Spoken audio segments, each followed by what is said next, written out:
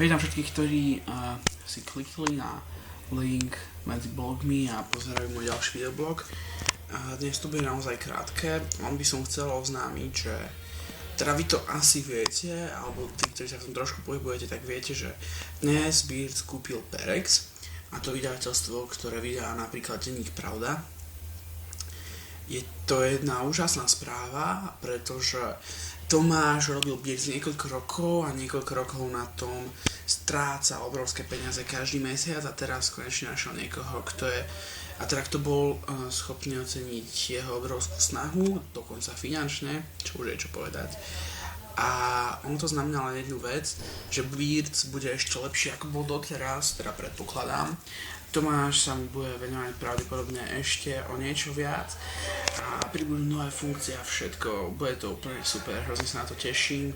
Ja len chcem zagratulovať v podstate Perexu k veľmi dobrej kúpe a Tomášovi a k tomu, že sa mu v podstate konečne podarilo Beard dostať vlastne na ďalší level a to je v podstate všetko.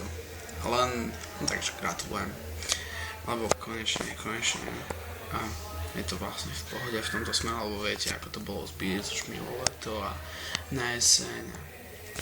Tak, jednoducho gratulujem a som z toho naozaj šťastný. Takže tak, dúfam, že aj vy všetci. Majte sa. Inokedy.